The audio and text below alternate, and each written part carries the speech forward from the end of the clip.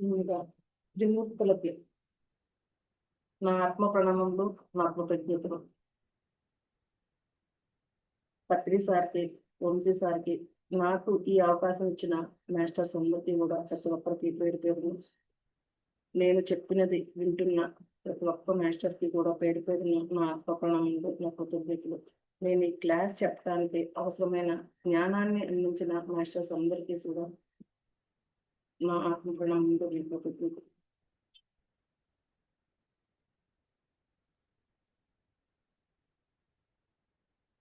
Okay masters, మనం ఈరోజు తిరు పరమేశ్వర విన్నగరం అనే ఆ దేవాలయం గురించి తెలుసుకున్నాము. తిరు పరమేశ్వర విన్నగరం, దీనికి ఇంకొక పేరు కూడా ఉంది, వెంకట పెరుమాల్ ఆలయం అని కూడా ఉంది. వైకుంఠ పెరుమాల్ ఆలయం అని కూడా ఉంది. దీనికి మరొక పేరు వైకుంఠ పెరుమాల్ ఆలయం. అంటే వైకుంఠం నుండి వచ్చిన దేవుడు అని అర్థం అన్నమాట. ఈ తిరుపరమేశ్వర విన్నగరం అనేది 108 దివ్య దేశాల్లో ఒకటి. 108 దివ్య దేశాలు అంటే ఏవంటే, వైష్ణవ సాంప్రదాయాల్లో 12 మంది ఆల్వార్లు ఉంటారు కదా. ఆ 12 మంది ఆల్వారుల చేత కీర్తించబడిన అత్యంత పవిత్రమైన విష్ణు దేవాలయాలు ఈ 108 దివ్య దేశాలు కూడా. వాటిలో చాలా ఉన్నాయి. శ్రీరంగం రంగనాథ స్వామి ఆలయం, తిరుపతి వెంకటేశ్వర స్వామి ఆలయం, కాంచీపురం వరదరాజ స్వామి ఆలయం, ఇంకా కుంభకోణం సారంగపాణి ఆలయం, మధురై కూడర్ ఆలగల్ ఆలయం, అలా చాలా ఉన్నాయి. వాటిలో 108 ఉన్నాయి కదా. ఆ 108లో ఇది కూడా ఒకటనమాట. తిరు పరమేశ్వర విన్నగరం అనే ఆలయం కూడా ఒకటి, 108 దివ్య దేశాల్లో ఒకటి. దీన్ని వైకుంఠ పెరుమాళ ఆలయం అని కూడా అంటారు.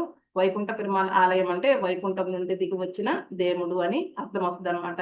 ఈ ఆలయము, ఈ తిరుపరమేశ్వర విన్నగరం అనే ఆలయం ఎక్కడుందంటే తమిళనాడులోని కాంచీపురంలో ఉంది.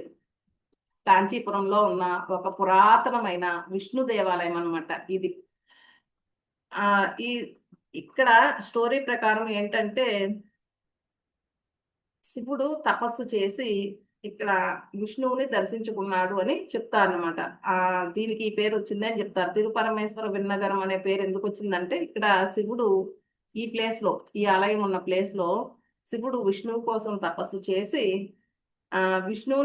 శివుడు విష్ణువుని దర్శించుకున్న స్థలం కాబట్టి దీనికి తిరు పరమేశ్వర విన్నగరం అనే పేరు వచ్చిందనమాట.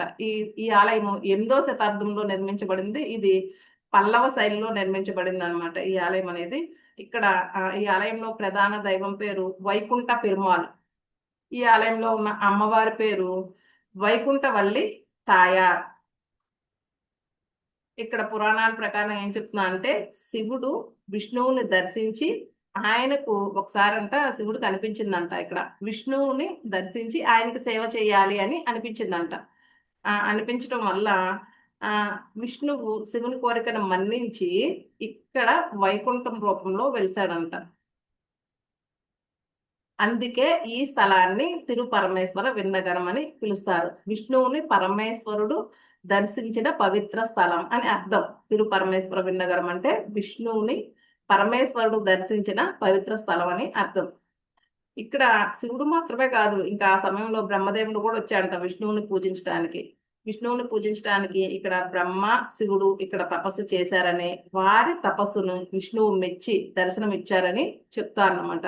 అందుకే ఇది విష్ణువు, బ్రహ్మ, శివుడు ముగ్గురికి సంబంధించిన పవిత్ర స్థలంగా ఈ ఆలయాన్ని భావిస్తారు. ఈ ఆలయంలో స్వామిని దర్శించుకుంటే మోక్షం ప్రాప్తిస్తారు అని భక్తుల యొక్క విశ్వాసం అన్నమాట.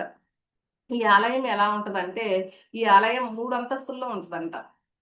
ఫస్ట్ మళ్ళీ పైకప్పు ఎలా ఉంటుందంటే పిరమిడ్ ఆకారంలో ఒక విమానం విహరిస్తూ ఉన్నట్లు ఉంటదంట ఈ ఆలయం అనేది 3 అంతస్తుల్లో. ఇక్కడ మొదటి ఫస్ట్ గ్రౌండ్ ఫ్లోర్ ఉంటుంది కదా, 3 అంతస్తుల్లో ఉంటుంది కదా. అందులో గ్రౌండ్ ఫ్లోర్ లోనేమో విష్ణుమూర్తి కూర్చొని ఉంటాడు. తర్వాత ఫస్ట్ ఫ్లోర్ లోనేమో పడుకొని ఉన్న విష్ణుమూర్తి ఉంటారు. తర్వాత సెకండ్ ఫ్లోర్ లోనేమో నిలబడి ఉన్న విష్ణుమూర్తి ఉంటారన్నమాట. ఇక్కడ ప్రధాన దేవత వైకుంఠ పెరుమాళ్ అని చెప్పాం కదా. ఆ గర్భగుడి అనేది నేల స్థాయిలో ఉన్న స్వామిని వైకుంఠ పెరుమాళ్ అని అంటూ ఉంటారనమాట. నేల స్థాయిలో అంటే గ్రౌండ్ ఫ్లోర్ లో ఉన్న గుడిలో పశ్చిమ దిశగా కూర్చొని ఉంటాడంట ఇక్కడ స్వామివారు. తర్వాత మొదటి స్థాయిలోనేమో శయనించిన రంగనాథ స్వామి ఉంటారనమాట. భక్తులు వెళ్ళి దర్శించుకునేది ఈ కింద ఉన్న ఈ గ్రౌండ్ ఫ్లోర్ లో ఉన్న వైకుంఠ పెరుమాళ్ అని పిలుస్తూ ఉంటారు. ఆయన పశ్చిమ దిశగా కూర్చుని ఉంటారు. ఆయన్ని దర్శించుకుంటూ ఉంటారంట. ఈ ఫస్ట్ ఫ్లోర్ లో ఉన్న రంగనాథ స్వామిని ఓన్లీ ఏకాదశి రోజుల్లోనే, ప్రతి నెలలో 2 సార్లు ఏకాదశి వస్తుంది కదా, కృష్ణపక్షం శుక్లపక్షం అని, ఆ ఏకాదశి రోజుల్లో మాత్రమే ఇక్కడ భక్తులకు అనుమతి ఉంటుందంట స్వామివారిని చూస్తానికి ఫస్ట్ ఫ్లోర్ వెళ్ళి, ప్రతి ఏకాదశికి కూడా. ఇంకా పై భాగంలో ఉంటుంది కదా సెకండ్ ఫ్లోర్ లో, ఆ సెకండ్ ఫ్లోర్ లో స్వామి నిలబడి ఉంటారన్నాం కదా, అది భక్తులకి అసలు అందుబాటులోనే ఉంచరంట. ఆ స్వామిని వెళ్ళి దర్శించుకునే ఛాన్సే లేదంట భక్తులు. ఇంకా ఇక్కడ అమ్మవారు వైకుంఠవల్లి తాయారని చెప్పాను కదా, ఆమెకి ఒక ప్రత్యేక మందిరం పక్కన ఉంటుందంట. ఈ స్వామివారేమో 3 అంతస్తులు గుడి, తర్వాత అమ్మవారికి పక్కన ఒక ప్రత్యేకంగా ఒక ఆలయం కూడా ఉంటది మాస్టర్స్. ఇది ఈ ఆలయం స్టోరీ. అయితే ఇక్కడ త్రిమూర్తులకి సంబంధించిన పవిత్ర స్థలం కదా ఇది, అందుకనే మనం ఈరోజు త్రిమూర్తుల గురించి చెప్పుకుందాం. మన హిందూ పురాణాల ప్రకారం బ్రహ్మ విష్ణు మహేశ్వరులు వీళ్ళ ముగ్గురిని కూడా త్రిమూర్తులు అంటాం కదా, అందరికీ తెలుసు కదా. ఈ త్రిమూర్తులు ముగ్గురు కూడా ఆ త్రిమూర్తులు ఒకే పరబ్రహ్మం యొక్క వివిధ స్వరూపాలు అని చెప్తూ ఉంటాం. త్రిమూర్తులు ఈ బ్రహ్మ విష్ణు మహేశ్వరులు ఒకే పరబ్రహ్మం యొక్క వివిధ స్వరూపాలు అని చెప్తాం అనమాట. కానీ వారి పాత్రలు వేరే. పరబ్రహ్మము అనొచ్చు, లేదా పరమాత్మ అనొచ్చు, లేదా పరమ సత్యం అనొచ్చు, ఏ పేరైనా చెప్పొచ్చు, ఏ పేరైనా ఒకటే అనమాట. పరబ్రహ్మం ఆర్ పరమ సత్యం ఆర్ పరమాత్మ, వీరు ఆ పరబ్రహ్మం యొక్క అంశలే. ఈ పరబ్రహ్మం అంటే అందరికీ అతీతుడైన వాడు అనమాట. కాకపోతే వీళ్ళు ఆ పరబ్రహ్మానికి సంబంధించిన వివిధ స్వరూపాలే అయినప్పటికీ వీళ్ళు పోషించే పాత్రలు వేరు. ఒకళ్ళేమో బ్రహ్మదేవుడేమో సృష్టికర్త అనమాట, సృష్టిని చేస్తూ ఉంటాడు. విష్ణుమూర్తి ఏమో పాలకుడు, అంటే సృష్టిని నడిపిస్తాడు, సృష్టిని పరిరక్షిస్తూ ఉంటాడు. ఇంకా శివుడు ఏమో లయకారుడు. ఆయన ఏం చేస్తాడంటే సృష్టిని నాశనం చేసి మరలా తిరిగి సృష్టికి మార్గం సుగమం చేస్తాడు. ఇంకా విశ్వం యొక్క 3 ప్రధాన కార్యకలాపాలను నిర్వర్తించే శక్తులుగా పరిగణింపబడతారు ఈ త్రిమూర్తులు.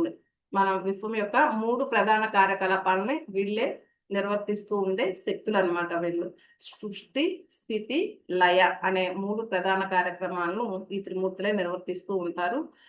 ఇంకా మన శరీరంతో కనుక పోల్చుకుంటే ఈ త్రిమూర్తులు స్థానం ఎక్కడెక్కడ అన్నది మన శరీరంతో పోల్చి చెప్పుకుందాం మాస్టర్స్.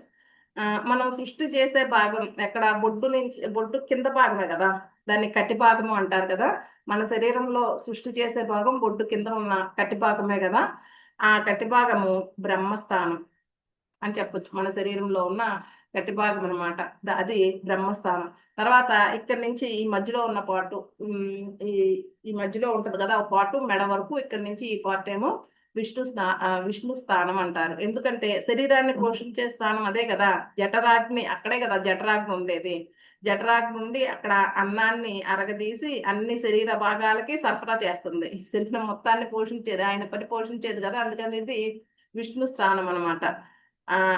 తిన్న ఆహారాన్ని ఇంకా ప్రాణశక్తులుగా మార్చి అన్ని అవయవాలకు కూడా పంపిస్తుంది అనమాట. ఇంకా హృదయ భాగంలో కూడా ఆయన ఉంటాడు అని చెప్తారు. కాబట్టి ఈ మధ్యలో పాటు మొత్తం కూడా విష్ణు స్థానం అని చెప్పుకోవచ్చు అనమాట మన శరీరంతో పోల్చుకుంటే. ఇంకా శివుడు పని ఏంటి? లయం. శివుడు స్థానము ఈ మెడ దగ్గర నుంచి ఇక్కడ వరకు, ఈ పార్ట్ వరకు. ఇక్కడ శివుడి యొక్క జ్ఞాననేత్రం కూడా ఉంటది అని చెప్పుకుంటాం కదా ఈ మధ్యలో. ఆయన పని లయం చేయటం, వేస్టేజెస్. అసలు ఈ సృష్టి అంతా కూడా పుట్టిన వాళ్ళు చనిపోకపోతే, ఒకవేళ లయం అవ్వకపోతే ఏమవుద్ది మాస్టర్స్?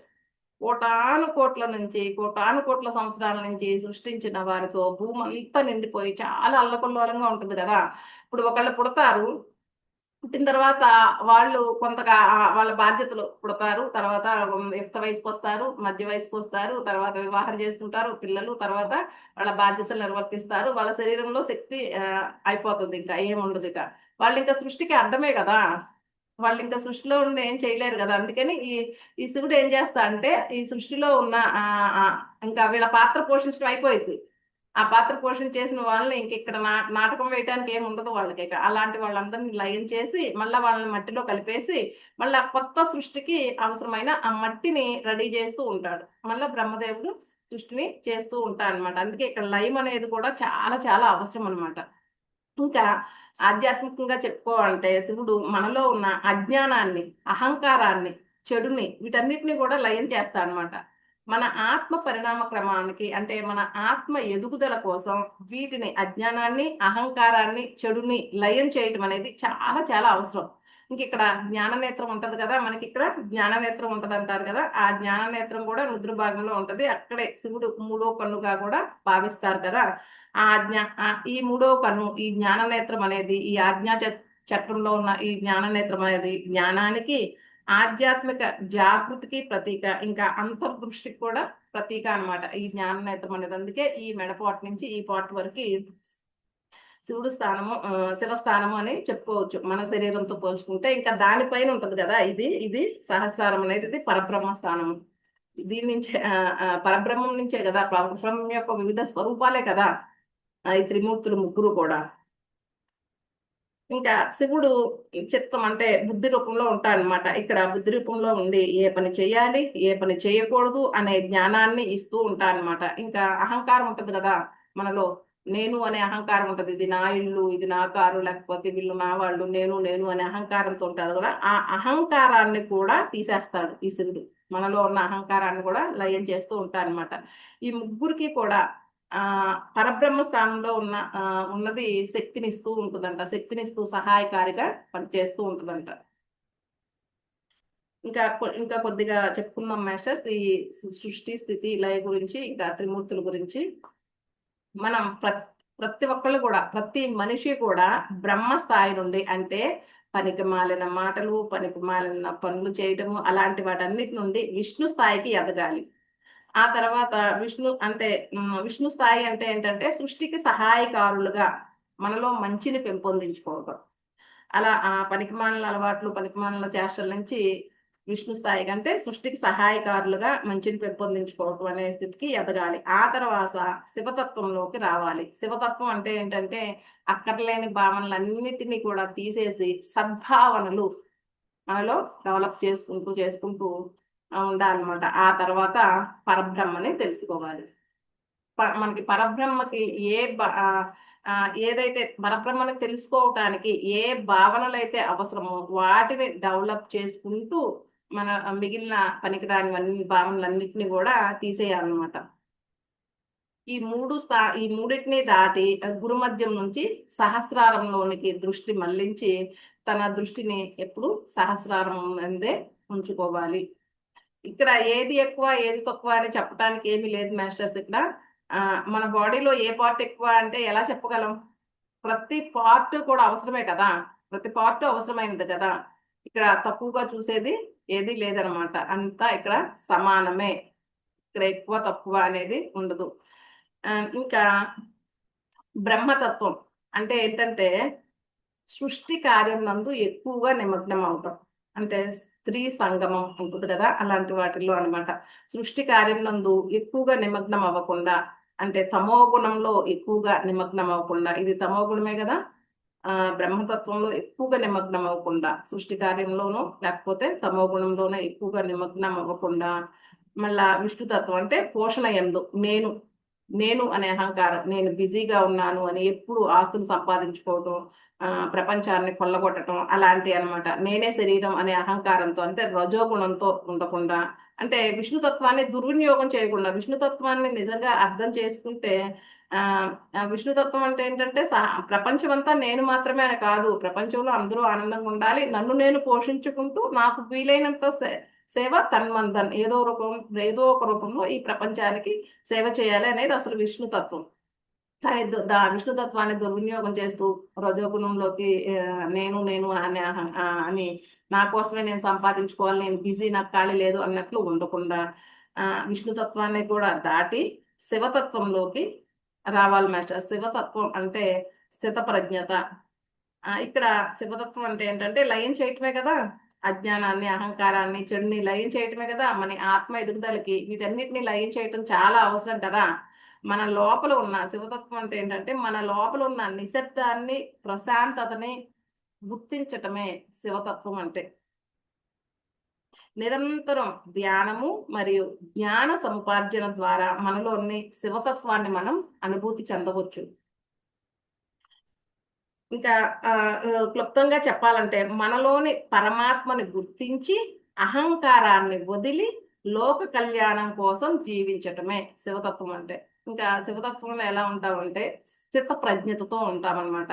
శివతత్వం అంటే స్థిత ప్రజ్ఞతతో కూడా ఉంటాం. స్థిత ప్రజ్ఞత అంటే ఏంటంటే సుఖ దుఃఖాలను, లాభ నష్టాలను, రాగద్వేషాలను, మాన అవమానాలను, శీతోష్ణ స్థితులను, అలా ద్వంద్వాలు ఉంటాయి కదా, వాటికి ఎటువంటి పరిస్థితుల్లోనూ ద్వంద్వాలు అలా వచ్చినప్పుడు ఎలాంటి పరిస్థితి వచ్చినా, ఎటువంటి పరిస్థితి వచ్చినా సరే చలించకుండా స్థిరమైన మనసుతో ప్రశాంతంగా ఉండే మానసిక స్థితి స్థితప్రజ్ఞత అంటే. అంటే బాహ్యంగా చాలా జరుగుతాయి ప్రపంచంలో, చాలా పరిణామాలు జరుగుతూ ఉంటాయి అన్నమాట. ఒక్కోసారి లాభం వస్తుంది, ఒక్కోసారి నష్టం వస్తుంది, ఒక్కోసారి సుఖం వస్తుంది, ఒక్కోసారి దుఃఖం వస్తుంది, ఒక్కోసారి ఎండ, వాన, చలి, అన్నిటికీ ఏదైనా సరే ఎలాంటి పరిస్థితి వచ్చినప్పటికీ కూడా అంటే ప్రపంచ పరిణామాలకి ప్రభావితం కాకపోవటమే, బాహ్యంగా జరిగే ప్రపంచ పరిణామాలకి ప్రభావితం కాకపోవటమే స్థితప్రజ్ఞత అంటే అన్నమాట. అంటే నిశ్చలంగా ఉంటూ నిష్కామ కర్మలు చేసుకుంటూ సాక్షీభూతంగా ఉండటం అన్నమాట. ఇంకా చెప్పాలి అంటే తుఫాన్లో కూడా చెదరని దీపంలాగా కష్ట సుఖాలను సమానంగా స్వీకరించే స్థిర బుద్ధే స్థిత ప్రజ్ఞత అని చెప్పొచ్చు. అంటే మనసుని, బుద్ధిని ఎల్లప్పుడూ స్థిరంగా ఉంచుకోవాలి. ఇంకా ఇంద్రియాలను కూడా నిగ్రహించుకోవాలన్నమాట.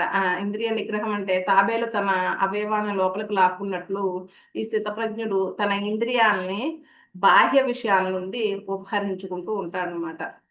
ఆ ఈ స్థితప్రజ్ఞత అనేది కేవలం ఒక ఆధ్యాత్మిక స్థితి మాత్రమే కాదు, ఇది ఒక గొప్ప మానసిక పరిపక్వత అని కూడా చెప్పొచ్చు. ఇక్కడ స్థిత అంటే నిలకడగా, దృఢంగా ఉండటం. ప్రజ్ఞ అంటేనేమో తెలివి, లేకపోతే జ్ఞానం లేదా బుద్ధి. అంటే బుద్ధిలో తన జ్ఞానంలో బుద్ధిలో కూడా ఏ మాత్రం చలనం లేకుండా స్థిరంగా ఉండే వ్యక్తి అని అర్థం అన్నమాట.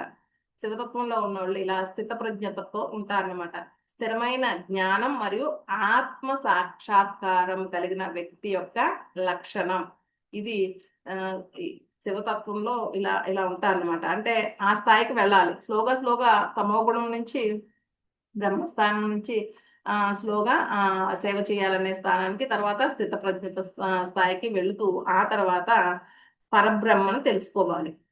పరబ్రహ్మ విష్ణు ఫస్ట్ బ్రహ్మస్థాయి నుంచి విష్ణు స్థాయికి, విష్ణు స్థాయి నుంచి శివ స్థాయికి ఎదుగు, తర్వాత చివరికి మనం తెలుసుకోవాల్సింది పరబ్రహ్మని. అసలైన ఆ పరబ్రహ్మ అంటే అసలు అది దాన్ని ఎక్స్ప్లెయిన్ చేసుకోవాలంటే మాస్టర్స్ అది అది వర్ణనకి అతీతమైనది. దాన్ని అసలు వర్ణించలేము. పరబ్రహ్మ అంటే మనం పరబ్రహ్మ అని చెప్పుకుంటున్నాం అంతే. దానికి మన మునులు ఋషులు వాళ్ళు ఆ పేరు పెట్టారనమాట అంతే. అది దాన్ని వర్ణించలేము. పరబ్రహ్మ అంటే ఇది అని ఎవ్వరు వర్ణించలేరు. అంతేకాదు పరబ్రహ్మ ఇలా ఉంటది అనే మన లోపల కూడా ఇలా భావన కూడా చెందలేదు. అసలు మనకు తెలియదు అనమాట. అంటే అది చాలా హై లెవెల్ కదా, ఇది ఇలా ఉంటది అని వర్ణించలేదు. కానీ కొద్దిగా చెప్పుకుందాం దాని గురించి. ఈ పరబ్రహ్మం అంటే అసలు చాలా పురాతనమైనది, ఆది అంతం లేనిదనమాట. అసలు దీనికి ప్రారంభం అనేది కూడా లేదు. అంటే ఇది ఎలా ఉంటది అని చెప్పటానికి ఎటువంటి లక్షణాలు లేవు. పరబ్రహ్మం ఇలా ఉంటది అని చెప్పడానికి దానికి ఇది ఎటువంటి లక్షణాలు కూడా లేవన్నమాట. దాన్ని చూడలేరు, వినలేరు, తాకలేరు, రుచి చూడలేరు, వాసన చూడలేరు. పరబ్రహ్మం అనేది ఒక దేవతా రూపం లేదా ఒక రూపం లేదా దేవతలా పూజించదగినది కాదు. అది నిరాకారమైనది. దానికి ఒక ఆకారం కూడా ఉండదన్నమాట. ఇంకా ఇక్కడ అసలు చెప్పాలంటే పరబ్రహ్మం తప్ప మరి ఏమీ లేదు ఈ విశ్వంలో. ఇది అంతా సృష్టి అంతా కూడా పరబ్రహ్మం తప్ప ఇంకేమీ లేదు. పరబ్రహ్మం లేని ప్రదేశము లేదు, పరబ్రహ్మం లేని సమయము లేదు. ప్రతి దాని వెనుక కూడా ఈ పరబ్రహ్మం అనేది ఉంటది. ఈ పరబ్రహ్మం ఉనికి కోసం ఇది దేనిపైన ఆధారపడి ఉండదు. కానీ విశ్వంలో ప్రతి చోట మరియు దానికి లోపల వెలుపల అంతా కూడా శాశ్వతంగా ఇది వ్యాపించి ఉండదు అనమాట. సృష్టిలో ప్రతిదీ కూడా దీనిపైనే ఆధారపడి ఉంటది. ఈ పరబ్రహ్మం మీద. అలాగని ఇది స్వర్గమా అంటే కాదు, నరకమా అంటే కాదు, స్వర్గం కాదు, నరకము కాదు. మంచి పనులు మాత్రమేనా అంటే కాదు, పాపాలు కూడా ఇదే ఈ పరబ్రహ్మే అని చెప్తారు. జ్ఞానం మాత్రమేనా అంటే కాదు, అజ్ఞానం కూడా ఇదే. అంటే ఇవన్నీ మంచి చెడు, జ్ఞానం అజ్ఞానం, స్వర్గం నరకం, ఇవన్నీ కూడా అన్ని మొత్తం మొత్తం వ్యాపించి ఉన్నది మొత్తం ఈ పరబ్రహ్మమే. కానీ అది వర్ణనకి చెప్పలేం ఇది ఇలా ఉంటది అని, ఎందుకంటే అది అతీతమైనది, అసలు చెప్పడానికి లేదు. ఒక ఇది పరబ్రహ్మము పరబ్రహ్మ అని చెప్పుకుంటున్నాం అంతే, కానీ అంతా వ్యాపించి ఉన్నది అదే. దాన్ని భావన చెందలేము, దానిని వర్ణించను లేము అనమాట. ఇంకా ప్రతి చోట ఎల్లప్పుడూ ఉంటది. ఇది ఎలా అంటే ఆవు పిండి కంటే కూడా ఇంకా చాలా చిన్నది. ఇంకా అదే సమయంలో ఒకేసారి లెక్కలేనన్ని విశ్వాల కంటే కూడా పెద్దది. అంతే అంటే సృష్టి స్థితి లయలకు అతీతమైన నామ రూపాలు లేని సర్వవ్యాపకమైన మరియు అత్యున్నతమైన చైతన్య శక్తి అని చెప్పుకుంటున్నాం అంతే. ఇదే కన్ఫర్మ్ అని కూడా చెప్పలేం అనమాట. అది మనం తెలుసుకోలేని, అది చాలా పురాతనమైనది కదా, దానికి ఆది అంతం లేదు. అందుకనే మనం ఇలా చెప్పుకోవచ్చు, సృష్టి స్థితి లయలకు అతీతమైన నామరూపాలు లేని సర్వవ్యాపకమైన సర్వవ్యాప్తమైన మరియు అత్యున్నతమైన చైతన్య శక్తి మొత్తం ఉన్నది. ఆ చైతన్య శక్తే, ఆ పరబ్రహ్మమే మొత్తం మనల్ని నడిపిస్తున్నది. అంతా ప్రతి చోట, ప్రతి అణువులో, ప్రతి కణంలో, అన్నిట్లో ఉన్నది అది మాత్రమే. వేదాంతాల్లో దీన్ని సత్ చిత్ ఆనందంగా వర్ణించారు అంతే. అది అని అని అంటూ ఉంటారు. అంటే నిత్యమైనది, జ్ఞాన స్వరూపము, ఆనంద స్వరూపము అని చెప్తారనమాట కొన్ని చోట్ల వేదాంతాల్లో. ఎలా అంటే ఇప్పుడు ఒక ఎగ్జాంపుల్ చెప్పుకోవాలంటే, ఒక గుడ్డివాడు ఉన్నా అనుకోండి, ఒక గుడ్డివాడికి కళ్ళు ఉంటాయి కదా, కళ్ళు అయితే ఉంటాయి, కానీ అతను చూడలేడు. ఎందుకు అంటే అక్కడ వాడికి చైతన్యం లేదు అని అర్థం. చైతన్యం లేకపోతే అసలు ఏవి జరగదన్నమాట ఇక్కడ. కళ్ళు ఉంటాయి కానీ చూడలేకపోవడానికి కారణం ఏంటి? ఆ కళ్ళకి చైతన్యం లేదు అని. అంతే. ఏ చిన్నదైనా సరే ఈ చైతన్యం లేకపోతే, చైతన్యము లేకపోతే పరబ్రహ్మ ఇది లేకపోతే ఏది జరగదనమాట. అంటే ఇప్పుడు కళ్ళు చూడాలన్నా చైతన్యం కావాలి, చెవులకి వినికిడి శబ్దం వినాలన్నా అక్కడ చైతన్యం ఉండాలి, లేకపోతే వినలేము. ప్రతి చోట ఉండాలన్నమాట. ఇంకా మన మనసు ఆలోచించాలన్నా, మన మనసుకి ఆలోచించే శక్తినిచ్చేది కూడా ఈ చైతన్యమే, ఈ పరబ్రహ్మమే. ఇంకా యుద్ధం చేసే శక్తిని, మనం ఎవరితోన్నా మాట్లాడాలని, అన్నిటినీ ఇచ్చేది ఈ ఆత్మే. ఈ ఆత్మే పరబ్రహ్మము అని కూడా, పరబ్రహ్మ స్వరూపం అని మనం చెప్పుకుంటూ ఉంటాం. ఇదే చైతన్యము, ఇదే పరబ్రహ్మ స్వరూపము, ఇదే ఆత్మ అని చెప్తూ ఉంటాం అనమాట. చరాచర జగత్తు అంతా కూడా వ్యాపించి ఉన్నది ఇది మాత్రమే. విశ్వం అంతా కూడా నిండి ఉన్న చైతన్యమే పరబ్రహ్మము అని మనం చెప్పుకుంటాం అనమాట. దాన్నే మనం తెలుసుకోవాల్సింది. ఎందుకంటే అది ఎవరికి వాళ్ళు అనుభూతి చెందాల్సింది, ఎవరికి వాళ్ళు తెలుసుకోవాల్సింది. అది ఒక హయ్యర్ లెవెల్. దాన్ని మనం వర్ణించలేము, అవకాశం లేదు అసలు ఇలా ఉంటది అని. భావన కూడా చేయలేము. ఇంకెలా మనం చెయ్యాలి అంటే ఆ స్థితికి మనం వెళ్ళాలన్నమాట. ఈ అన్ని స్థితులు దాటేసేసి ఆ పరబ్రహ్మ స్థితికి వెళ్ళాలి. అది మన ఏం. పుట్టుక చావు లేని శాశ్వతమైనది అనమాట ఇది. ఆ కళ్ళకు కనిపించదు కానీ అంతటా వ్యాపించి ఉంటది. బ్రహ్మ విష్ణు మహేశ్వరులకు మూలమైన శక్తి అన్నమాట ఇది. సృష్టి స్థితి లయలు చేస్తూ ఉంటారు కదా, ముఖ్యమైన పాత్రలు విశ్వంలో. వాళ్ళకి మూలమైన శక్తే ఇది, ఈ పరబ్రహ్మము. ఇది స్వయంభూ అన్నమాట. ఎందుకంటే ఈ సృష్టిలో అన్ని దీని మీదే ఆధారపడేది, కానీ ఇది దేని మీద ఆధారపడదు. కాబట్టి దీన్ని స్వయంభువు అని కూడా అంటారు. ఇంకా వేదాల ప్రకారం కొన్ని చోట్లయితే పరబ్రహ్మము అంటే సత్యం, జ్ఞానం, అంతులేని అనంతం అని కూడా చెప్పారనమాట. ఇంకా ఒక శ్లోకంలో అయితే దీని గురించి దీపో జ్యోతి పరబ్రహ్మ అని కూడా అన్నారు. దీని అర్థం ఏంటంటే, దీని ప్రకారం మనం ఏమని చెప్పుకోవచ్చు అంటే, దీన్ని దీపపు కాంతిని ఇచ్చారనమాట. ఇది ఒక దీపపు కాంతిని ఒక పరబ్రహ్మ స్వరూపంగా భావిస్తారు అని చెప్పారు ఈ శ్లోకంలో అయితే. అలా వివరించుకున్నారు అనమాట. ఏది మరి అది వర్ణించలేము, భావన చెందలేము కదా, మరి ఏదో రకంగా కొన్ని కొన్ని చోట్ల మనం అర్థం చేసుకోవడానికి ఒక్కో చోట ఒక్కో రకంగా ఇలా వర్ణించుకుంటూ ఉన్నాం అనమాట. అంటే ఇక్కడ దీపపు కాంతి అనమాట. దీపపు కాంతిని పరబ్రహ్మ స్వరూపంగా భావిస్తారు అని. అంటే చీకటిని, దీపం అంటే ఏంటి? చీకటిని కదా పాలదోలేదు, పోగొట్టేది. అంటే చీకటి అంటే అజ్ఞానం. అజ్ఞానాన్ని పోగొట్టి వెలుగుని అంటే జ్ఞానాన్ని, ప్రసాదించే పరమాత్మ శక్తియే, పరమేశ్వర శక్తియే పరబ్రహ్మము అని కూడా అని చెప్పుకుంటూ ఉన్నాం అనమాట. మనం వెళ్ళాల్సింది ఆ పరబ్రహ్మని మనం గుర్తించాలన్నమాట. అదే హయ్యర్ లెవెల్. అక్కడికి, ఆ స్థితికి మనం వెళ్ళాలి అని వెళ్ళాలి మాస్టర్స్. అది మన ఏమైతే అదై ఉండాలన్నమాట. పరబ్రహ్మం అంటే ఏంటో తెలుసుకోనే స్థితిలోకి మనం వెళ్ళాలి. ఇక్కడ మనం ఫస్ట్ బ్రహ్మస్థాయి అంటే పనికిమాలిన మాటలు, పనికిమాలని, లేకపోతే స్త్రీ సంగమము, లేకపోతే తమో గుణంలో ఎక్కువగా నిమగ్నం అవ్వకుండా ఆ బ్రహ్మస్థాయి నుంచి దాటి విష్ణు స్థాయిలోకి వెళ్ళాలి. విష్ణు స్థాయి అంటే దాన్ని దుర్వినియోగం చేయకూడదు. నేను నాకు బిజీ, నేను చాలా డబ్బు సంపాదించాలి, లేకపోతే ప్రపంచం కొల్లగొట్టాలని రజోగుణంలో అలా దుర్వినియోగం చేయకుండా విష్ణు స్థాయిని స్లోగా స్లోగా ఎదుగుతూ విష్ణు తత్వం యొక్క ఆ అసలు అసలు అసలు విషయాన్ని తెలుసుకోవాలి. విష్ణు తత్వం యొక్క అసలు తత్వం ఏంటంటే అది ఆ సేవ చేయడం అనమాట. అంటే నన్ను నేను పోషించుకుంటూ నాకు వీలైనంత ఈ విశ్వానికి సేవ చేయాలి అనుకునే తత్వం. తన ద్వారా ఆ తత్వం నుంచి స్లోగా స్లోగా అలా ఎదుగుతూ ఉండాలన్నమాట. మనం ఆ విష్ణు తత్వం నుంచి శివతత్వంలోకి రావాలి. శివతత్వం అంటే నిశ్చలంగా ఉంటూ నిష్కామ కర్మలు చేసుకుంటూ సాక్షిభూతంగా ఉండటం. ద్వంద్వాలు ఉంటాయి కదా, శీతోష్ణ స్థితులు, లాభ నష్టాలు, మానవమానాలు, సుఖదుఖాలు, అవన్నీ వాటన్నిటికీ చెలించకుండా ఉండటం అనమాట. మనలో ఉన్న అజ్ఞానాన్ని, అహంకారాన్ని, చెడుని లయం చేసేసుకొని మన ఆత్మ ఎదుగుదలకు సహాయం చేసే వాటిని, దివ్యత్వ లక్షణాలని మనలో డెవలప్ చేసుకుంటూ ఉండటం అనమాట. మన అజ్ఞానాన్ని పాలదోడటం అని చెప్పుకోవచ్చు. అది అలా స్థితప్రజ్ఞతగా ఉంటూ శివతత్వంలో ఉంటూ శివతత్వాన్ని కూడా దాటి పరబ్రహ్మను తెలుసుకోవాలి. ఇదే మన ఏం మాస్టర్స్. స్లోగా స్లోగా అలా మనం ఎదుగుతూ ఉండాలన్నమాట. బ్రహ్మ విష్ణు మహేశ్వరులకి ఆ పరబ్రహ్మే నాదుడై ఉన్నాడు. చెప్పుకున్నాం కదా స్టార్టింగే. ఆ పరబ్రహ్మ నుంచే ఈ త్రిమూర్తులు వచ్చారు. వివిధ స్వరూపాలే, పరబ్రహ్మ యొక్క వివిధ స్వరూపాలే వీళ్ళని చెప్పుకోం కదా. వీళ్ళకి నాదుడు ఆ పరబ్రహ్మే కదా.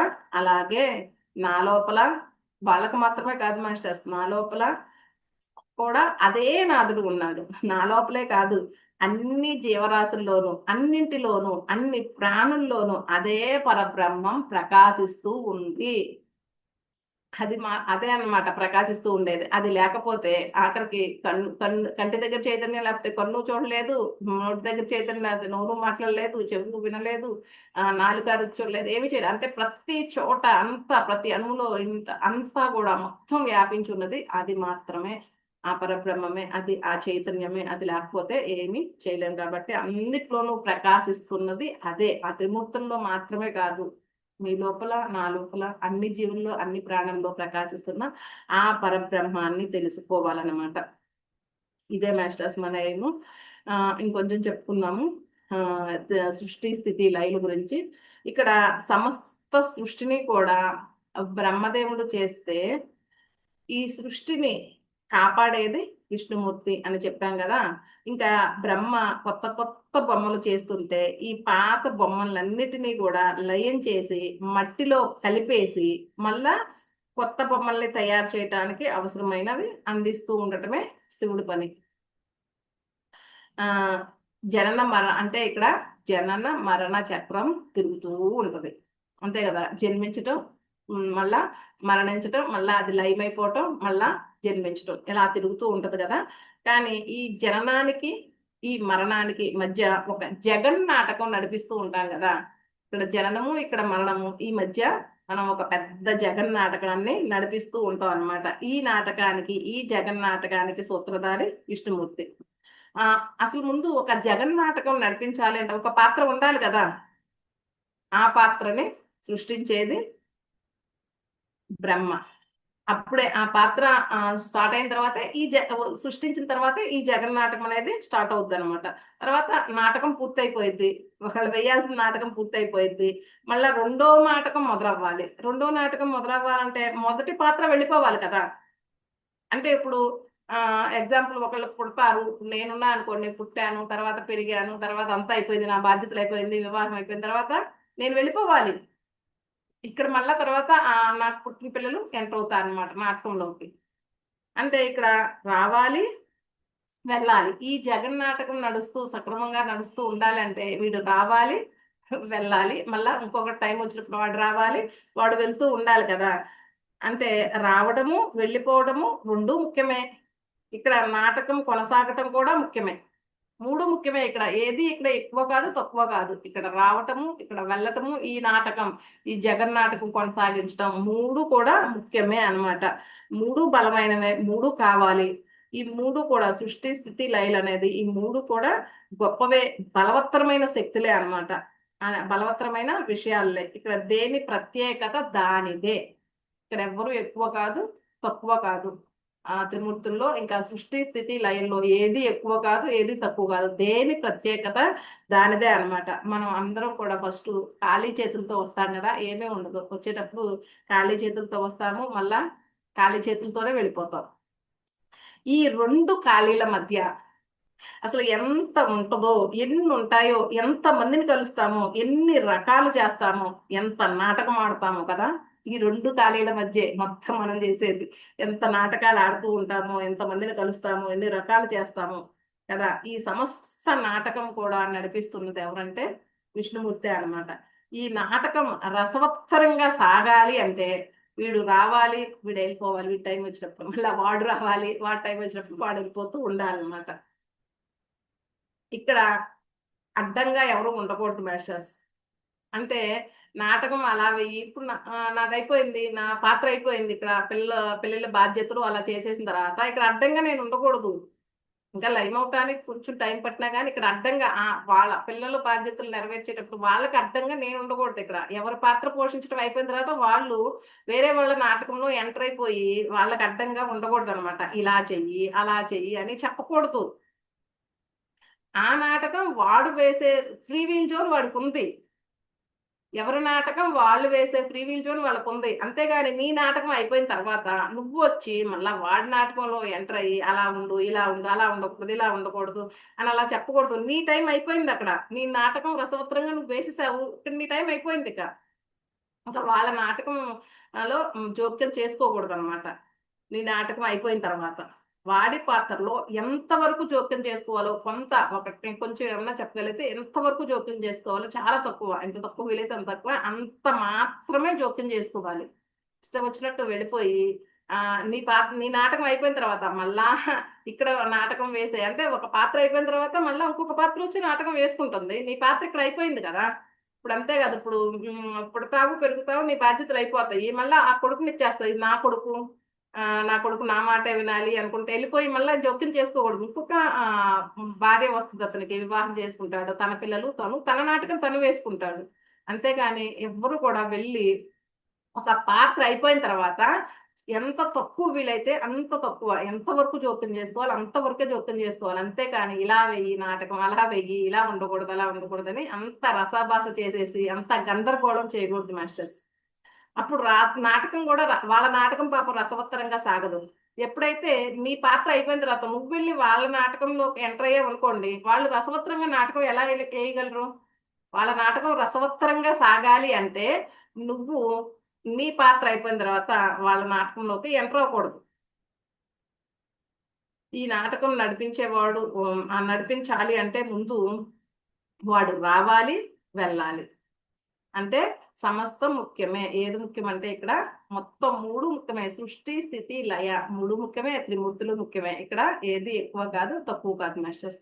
ఇక లాస్ట్ అండ్ ఫైనల్ మనం ఎలా ఉండాలో చూద్దాము. మనం ఎవరైనా మనం పుట్టిన తర్వాత ఎలా ఉండాలి అన్నది తెలుసుకుందాము. ఇక్కడ పరమాత్మకి, ప్రకృతికి ఎవరిష్టమో తెలుసుకుందాం మాస్టర్స్. పరమాత్మకి, ప్రకృతికి ఎవరిష్టం అంటే ఎవరిని కాపాడతారు అంటే వాళ్ళు పరమాత్మ, ప్రకృతి దివ్యత్వం ఉన్న వాళ్ళని, దివ్యత్వ లక్షణాలు ఉన్న వాళ్ళనే వాళ్ళు కాపాడతారంట. పరమాత్మ, ప్రకృతి ఎప్పుడు కూడా దివ్యత్వ లక్షణాలు ఉన్న వాళ్ళనే కాపాడుతూ ఉంటారంట. ఎందుకు వాళ్ళని కాపాడతారంటే వాళ్ళు యూనివర్స్ కి అవసరం కాబట్టి. దివ్యత్వ లక్షణాలతో నిండిపోయిన వాళ్ళు యూనివర్స్ కి చాలా చాలా అవసరం కాబట్టి పరమాత్మ, ప్రకృతి ఎప్పుడు వాళ్ళని కాపాడుతూనే ఉంటారంట. అందుకే మనం ఏం చేయాలంటే మన లోపల దివ్యత్వాన్ని, దివ్యత్వ లక్షణాలని డెవలప్ చేసుకుంటూ ఉండాలి మాస్టర్స్. మన పని అదే. ఎందుకంటే మన దృష్టి మొత్తం దాని మీదే కేంద్రీకరించాలి. మనలో ఉన్న దివ్యత్వాన్ని, దివ్యత్వ లక్షణం ఆల్రెడీ మన లోపలే ఉన్నాయి. అవి ఎక్కడి నుంచో ఎతకాల్సిన అవసరం లేదు. వాటిని డెవలప్ చేసుకుంటూ, వాటిని వెలికి తీస్తూ, వాటి మీదే మన దృష్టి కేంద్రీకరించామనుకోండి, మనల్ని పరమాత్మ, ఆ ప్రకృతే చూసుకుంటారు. ఎందుకంటే మనం అవసరం కదా. ఎవరైతే దివ్యత్వంతో ఉంటారో, ఎవరైతే దివ్యత్వ లక్షణాలతో ఉంటారో వాళ్ళు అవసరం కదా యూనివర్స్కి. వాళ్ళని ఆ పరమాత్మ, ప్రకృతి ఎప్పుడు కాపాడుతూ ఉంటారు. కాబట్టి మన దేని మీద దృష్టి కేంద్రీకరించాలి అంటే మన లోపల ఉన్న వాటిని వెలికి తీయటంలో, వాటిని డెవలప్ చేసుకోవటంలో. ముసుగులు వేసి ఉంటాయి లోపల ఆల్రెడీ. ఆయన పరబ్రహ్మ అంతా వ్యాపించే ఉంటాడు కదా. కానీ వాటిని మనం ముసుగులేసేస్తాం మనసుతో. వాటిని బయటికి తీసుకోవటం మీదే మన దృష్టిని కేంద్రీకరించాలి మాస్టర్స్. ఆ లక్షణాలు ఆటోమేటిక్ గా మనం బయటికి తీస్తూ ఉంటాం, దాటిని డెవలప్ చేసుకుంటూ ఉంటాం. ఇంకా మన సంగతి ఆయనే చూసుకుంటాడు. ఓ బాధపడాల్సిన అవసరం లేదు మన గురించి. అయ్యో ఎలాగూ రేపు వాళ్ళు ఎలా జరుగుద్ది, రేపు ఎలా జరుగుద్ది, ఎలా ఎలా అని దాని మీద అవసరంలా మన దృష్టి ఉండాల్సింది దివ్యత్వం, దివ్యత్వ లక్షణాల మీద మాస్టర్స్. బాగా గుర్తుంచుకోండి. ఇక్కడ అసలు చెప్పాలంటే ప్రకృతికి ఈ బలహీనులు కానీ, నిరాశావాదులు కానీ, ఏడుస్తూ ఉండేవాళ్ళు కానీ, ఈశ్రోమంటే ఉండేవాళ్ళు కానీ అసలు ఈ ప్రకృతి ఏ మాత్రం అవసరం లేదు. ఎప్పుడు ఏడుస్తూ నా బతికింతే, నేను ఇంతే, అదో ఇదో జరుగుద్ది అంటూ ఏడుస్తూ ఈశ్రోమంటూ ఉంటారు చూడండి. బలహీనంగా, నిరాశావాదులుగా అలా ఉంటారు చూడండి.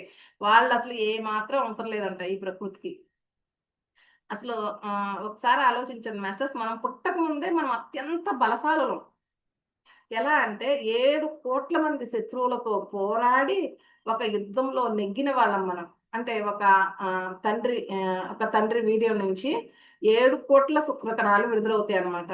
వాటిలో నుంచి పోరాడి పోరాడి పోరాడి ఒక శక్తివంతమైన, బలమైన, ఆరోగ్యకరమైన ఒక్క శుక్రకణం మాత్రమే స్త్రీ అండాన్ని చేరుకున్నది పిండంగా రూపాంతరం చెందుతుంది. అంటే మనం రావటమే. ప్రకృతికి కావాల్సింది ఎవరు? బలవంతులే. ప్రకృతి ఆహ్వానించేది కూడా. ఇక్కడికి వచ్చి మనం మర్చిపోతున్నాం. అయ్యో నా వల్ల ఏం కాదు, నేనేం చేయలేను, నేను ఇంతే అనుకుంటే ఏడుస్తూ అట్లా పోతున్నా. అసలు అలాంటి వాళ్ళని అసలు ప్రకృతి అసలు రానవదు. అసలు ప్రకృతి ఆహ్వానించేదే బలవంతుల్ని. ప్రకృతికి కావాల్సింది కూడా బలవంతులు, దివ్యత్వంలో దివ్యత్వ లక్షణాలను డెవలప్ చేసుకునే వాళ్ళే ప్రకృతికి కావాల్సింది. ఇలా ఈశ్వరం అంటూ ఉండేవాళ్ళు అసలు అవసరం కూడా లేదు లేదు. అందుకనే పుట్టుకతోనే యుద్ధంలో గెలిచిన వాళ్ళని, 7 కోట్ల మంది యుద్ధంలో గెలిచిన ఒక్కటి మాత్రమే, ఒక శుక్రకణం మాత్రమే బలమైన, ఆరోగ్యకరమైన, శక్తివంతమైన ఒక్కటే అండంలో చేరి అది పిండంగా రూపాంతరం చెందుద్ది అనమాట. అంటే ప్రకృతి ఇక్కడ బలమైన జీవుల్ని మాత్రమే ఆహ్వానిస్తుంది. మనం ఇక్కడ బలహీనులం కాదు మాస్టర్స్. దేన్నైనా సాధించగల బలవంతులం. మనలో ఆ పరబ్రహ్మంలో ఏ శక్తి సామర్థ్యం ఉందో మనలో కూడా వాటిని నింపాడు. ఆ త్రిమూర్తుల్లో ఏ శక్తి సామర్థ్యం అయితే ఉందో మనలో కూడా అవి ఉన్నాయి. ఆ లక్షణాలు ఉన్నాయి. ఆ దివ్యత్వం ఉంది, ఆ లక్షణాలు ఉన్నాయి, ఆ శక్తి ఉంది, ఆ సామర్థ్యం ఉంది మాస్టర్స్. వాటిని మనం వెలుగు తీస్తూ ఉండాలి. యూనివర్స్ కి, పరమాత్మకు కూడా కావాల్సింది అవే అన్న విషయాన్ని మన మైండ్ లో ఎప్పుడు గుర్తుంచుకోవాలన్నమాట. ఈ సంసారము, ఈ జగన్నాటకంలో పడిపోయి అన్నిటినీ మర్చిపోయి నేనే నా వల్ల ఏవి కాదు అన్నట్లు ఈశ్వరమంటూ ఎప్పుడు కూడా ఉండకూడదు అనమాట. అలా చక్కగా మనలో ఉన్న దివ్యత్వాన్ని, లక్షణాలని డెవలప్ చేసుకుంటూ ఉంటే మనకి ఈ జనన మరణ చక్రం నుంచి మనం బయటపడవచ్చు, మోక్షాన్ని సంపాదించవచ్చు. ఈ ఈ గుడి యొక్క పవిత్ర స్థలం ఏంటంటే శివుడు, బ్రహ్మ, విష్ణు, మహేశ్వరులు ఇక్కడ ఉండే పవిత్ర స్థలం అని. ఈ దేవుణ్ణి దర్శించే మోక్షం వస్తుందని చెప్పాం కదా అని భక్తుల నమ్మకం అని చెప్పాం కదా. అంటే మోక్షం సాధించాలి అంటే మనలో దివ్యత్వాన్ని, దివ్యత్వ లక్షణాన్ని డెవలప్ చేసుకుంటూ ఉంటే మనకి ఆటోమేటిక్ గా ఆ త్రిమూర్తులకి, పరబ్రహ్మకి ఏ శక్తులు అయితే ఉన్నాయో ఆ శక్తి సామర్థ్యాలు మనకు ఉన్నాయి. కాబట్టి మనం కూడా మోక్షానికి అర్హులం అవుతాం అన్నమాట. ఇది మాస్టర్స్ ఒకసారి మొత్తం చెప్తున్నాము. ఈ తిరు పరమేశ్వర విన్నగరం అనేది కాంచీపురంలో ఉంది. తమిళనాడులోని కాంచీపురంలో ఉంది. తిరు పరమేశ్వర విన్నగరం అంటే విష్ణువుని పరమేశ్వరుడు దర్శించిన పవిత్ర స్థలం అని అర్థం అనమాట. ఇక్కడ దేవుడు వైకుంఠ పెరుమాళ్, అమ్మవారు వైకుంఠవల్లి తాయార్. వైకుంఠ పెరుమాళ్ ఆలయం అని కూడా అంటారు దీన్ని. వైకుంఠ పెరుమాళ్ ఆలయం అంటే వైకుంఠం నుండి వచ్చిన దేవుడు అనే మీనింగ్ వస్తుంది. ఇంకా ఇక్కడ బ్రహ్మ, శివుడు ఇద్దరు కూడా విష్ణుమూర్తిని దర్శించుకున్న స్థలం అంట. శివుడికి ఒకసారి కోరిక కలుగుద్దంట, విష్ణుమూర్తిని దర్శించుకొని ఆయన సేవ చేయాలని. ఆయన కోరికను మన్నిస్తారు. అక్కడికి బ్రహ్మ కూడా వస్తాడు. ఇద్దరు కూడా తపస్సు చేస్తా అంట. బ్రహ్మ శివుడు కూడా అక్కడ విష్ణుమూర్తిని దర్శించుకుంటారు కాబట్టి ఆ పేరు వచ్చిన దానికి. అందుకనే అక్కడ గనక ఆ గుడికి గనక వెళ్తే ఆ స్వామిని దర్శించుకుంటే మోక్షం వస్తుంది అని భక్తుల నమ్మకం. ఈ గుడి అనేది 3 అంతస్తులో ఉంటుంది. కింద గ్రౌండ్ ఫ్లోర్ లోనేమో నేల స్థాయిలో పశ్చిమ దిశగా కూర్చొని ఉంటాడు. ఈ స్వామినే వైకుంఠ పెరుమాళ్ అంటారు. ఇంకా ఫస్ట్ ఫ్లోర్ లో శయనించిన రంగనాథ్ ఉంటాడు. ఈ స్వామిని ఓన్లీ ఏకాదశి రోజుల్లో మాత్రమే దర్శించుకునే అవకాశం ఉంటుంది. తర్వాత సెకండ్ ఫ్లోర్ లో నిలబడి ఉంటాడు. ఆ స్వామిని ప్రజలకు అందుబాటులో ఉంచడం అనమాట. దీని పైకప్పు ఎలా ఉంటది, 3 అంతస్తులో ఉండి పైకప్పు పిరమిడ్ ఆకారంలో విమానం రూపంలో పిరమిడ్ ఆకారంలో ఉండి అదొక విమానం లాగా విమానం ఎగిరిస్తూ ఉన్నట్లు అలా ఉంటదంట దీని పైకప్పు. ఇంకా ఇక్కడ త్రిమూర్తుల గురించే కదా మెయిన్ ఈ దేవాలయం అంతా. త్రిమూర్తులు బ్రహ్మ విష్ణు మహేశ్వరులు ఉన్న పవిత్ర స్థలం అంటారు కాబట్టి మనం ఇక్కడ బ్రహ్మ విష్ణు మహేశ్వరుల గురించి చెప్పుకున్నాం అనమాట. ఈ బ్రహ్మ విష్ణు మహేశ్వరులు అనేవాళ్ళు పరబ్రహ్మం యొక్క వివిధ స్వరూపాలు. పరబ్రహ్మము అన్న పరమాత్మ అన్న పరమ సత్యం అన్న అత్యున్నత చైతన్యం అన్న అన్ని అదే అనమాట. కాకపోతే వీరి పాత్రలు వేరు. ఒకళ్ళేమో సృష్టిని రచిస్తారు, మరొకళ్ళు సృష్టిని పరిరక్షిస్తారు అనమాట. సృష్టిని నడిపిస్తూ ఉంటారు. శివుడేమో సృష్టిని లయం చేసి మళ్ళా కొత్త సృష్టికి మార్గాన్ని సుగమం చేస్తూ ఉంటాడనమాట. మన శరీరంతో పోల్చుకుంటే బొడ్డు కింద కట్టిభాగం అని ఉంటది కదా, ఆ కట్టిభాగం బ్రహ్మస్థానం అని చెప్పొచ్చు. తర్వాత ఈ మధ్యలో ఉన్న పార్టు విష్ణు స్థానం అని చెప్పొచ్చు. ఇక్కడి నుంచి ఇక్కడికి ఉన్న స్థానము శివస్థానం అని చెప్పొచ్చు. ఆ పైన ఉన్నది పరబ్రహ్మం అని చెప్పుకోవచ్చు అనమాట. మన శరీరంతో కనుక పోల్చుకుంటే మనం బ్రహ్మస్థానం దాటి అంటే పనికి మాలిన విషయాలు పనికి మాలిన మాట్లాడన్నిటిని దాటి విష్ణు స్థాయికి ఎదగాలి. విష్ణు స్థాయి అంటే రజోగుణంలోకి వెళ్ళిపోయి నేను అంత సంపాదివ్వాలి ఇంత సంపాదివ్వాలి నేను బిజీ అలా ఉండటం కాదు. విష్ణు స్థాయి అంటే ఏంటంటే మనలో మంచిని పెంపొందించుకుంటాం, నన్ను నేను పోషించుకుంటూ నాకు వీలైనంత సేవ చేయడం అనమాట. అలా విష్ణు స్థాయిలోకి వెళ్ళాలి, రావాలన్నమాట బ్రహ్మస్థాయిని దాటి. ఆ తర్వాత విష్ణు స్థాయిని కూడా దాటి శివతత్వంలోకి రావాలి. శివతత్వం అంటే ఏంటంటే నిశ్చలంగా ఉంటూ నిష్కామ కర్మలు చేస్తూ సాక్షిభూతంగా అలా ఉండటం అన్నమాట. ద్వంద్వాలకి చెలించకుండా ఉండటం. బాహ్య ప్రపంచంలో జరిగే ద్వంద్వాలకి చెలించకుండా మన లోపల ఉన్న నిశ్శబ్దాన్ని ప్రశాంతతని గుర్తించడం అనమాట. అలా స్లోగా శివతత్వంలోకి రావాలి. ఆ తర్వాత శివతత్వాన్ని దాటి పరబ్రహ్మాన్ని తెలుసుకోవాలి. ఇక అసలు ఈ పరబ్రహ్మం అంటే మనం అది వర్ణించలేనిది. ఏదో కొంత వర్ణించుకుంటున్నాం ఇలా ఇలా అని తెలుసుకోవాలి కాబట్టి. అంటే నిజం చెప్పాలంటే అసలు వర్ణనకి అందదు ఇది అని చెప్పడానికి. వర్ణనకి అందనది, ఆది అంతం లేనిది, పురాతనమైనది, అందరిలో అన్నిట్లో ఇక్కడ ప్రతి అణువులోను కూడా ఇంట బయట మొత్తం కూడా ప్రతి ప్రాణిలో వాళ్ళకి త్రిమూర్తులకి ఈయనే పరబ్రహ్మే నాదుడే ఉన్నాడు. అంతేకాదు నా లోపల నీ లోపల అన్ని ప్రాణులు అన్ని జీవరాశులు లోపల బయట అంతా కూడా ఉన్నది పరబ్రహ్మమే, ప్రకాశిస్తూ ఉన్నది పరబ్రహ్మే. కాబట్టి ఆ పరబ్రహ్మని తెలుసుకోవాలన్నమాట ఒక్కొక్క స్థాయి దాటి. ఆ తర్వాత ఇంకా ఇక్కడ 3 ఎక్కువే అనమాట. సృష్టి స్థితి లయలు 3 ఏది ఎక్కువ కాదు ఏది తక్కువ కాదు. ఇక్కడ మనం ఖాళీ చేతులతో వస్తాం, ఖాళీ చేతులతో వెళ్తాము.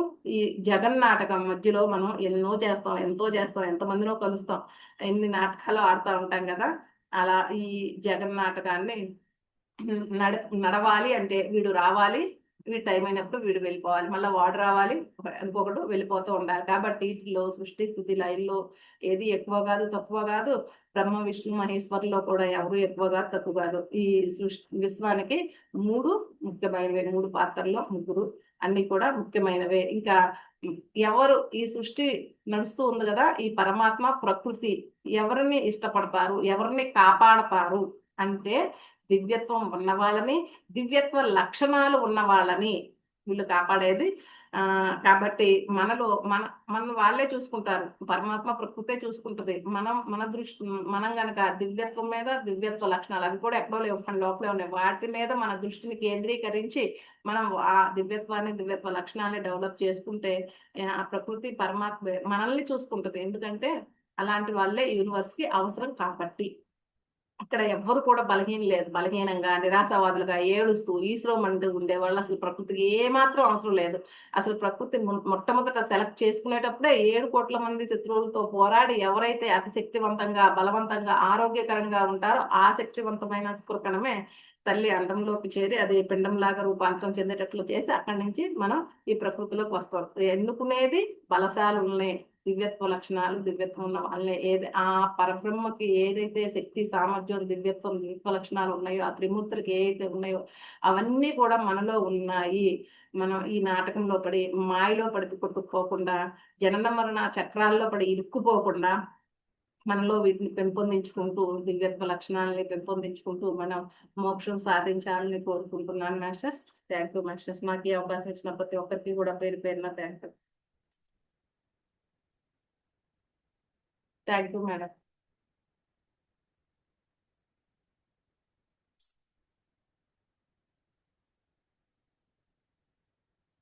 మణిమాల మేడం, రికార్డ్ ఆఫ్ చేస్తారా? స్టాప్ చేస్తారా? ఓకే మాస్టర్స్, ఎవరైనా మాట్లాడతారా?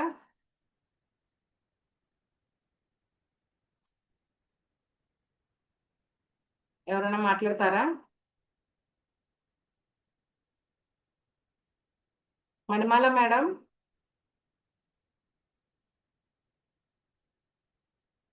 ఎవరైనా మాట్లాడితే మాట్లాడండి మాస్టర్స్.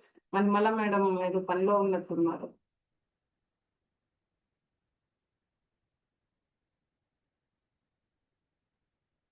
ఎవరు మాట్లాడరా? నేను మ్యూట్ చేయాలా మిమ్మల్ని? హ్యాండ్ రైజ్ చేస్తే అన్మ్యూట్ చేస్తా.